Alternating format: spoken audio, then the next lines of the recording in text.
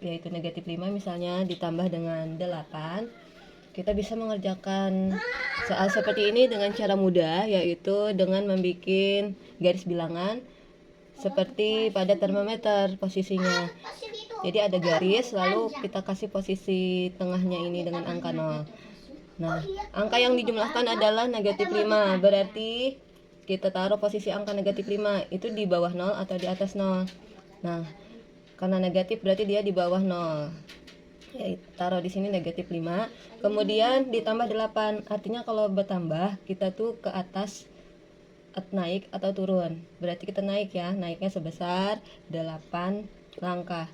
Dari negatif 5 ke 0 itu kita sudah naik negatif 4, negatif 3, negatif 2, negatif 1, 0. Sudah naik pastinya 5 langkah.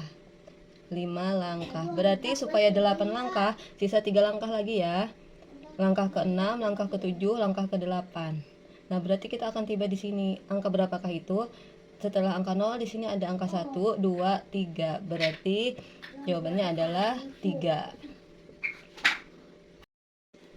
Soal nomor 2, 3 ditambah negatif 5. Kita bikin lagi garis bilangannya dalam posisi seperti termometer, lalu kita kasih garis tengahnya di sini posisi 0. Angka pertama yang dihitung adalah 3.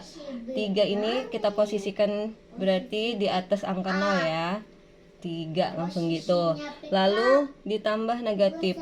Karena ditambahnya itu bukan positif. Kalau positif itu kan dia berarti terus naik ke atas. Kalau ditambah dengan negatif berarti dia turun ke bawah. Turun ke bawah, maka turun ke bawah sebesar 5 langkah. Dari 3 ke 0 itu pastinya udah turun 3 langkah kan. Nah, berarti sisa berapa langkah lagi supaya menjadi 5 langkah? Sisa 2 langkah lagi ya. 1, 2. Maka di sini akan tiba di angka negatif 1, negatif 2. Nah, berarti negatif 2. Hasilnya adalah di sini negatif 2.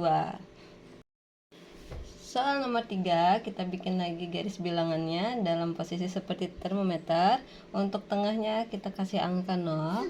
Lalu angka pertamanya negatif 3. Karena negatif 3 tambah negatif 2.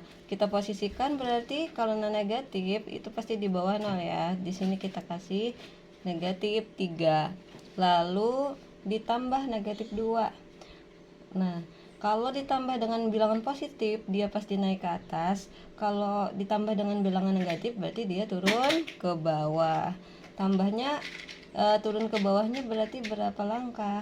Yaitu 2 langkah. 1, 2. Nah, akan tiba di angka berapa di sini? Berarti negatif 4, negatif 5. Berarti hasilnya adalah negatif 5.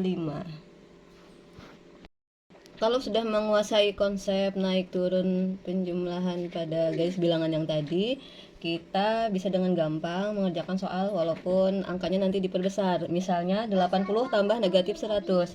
Kita bikin lagi garis bilangannya dalam posisi seperti termometer.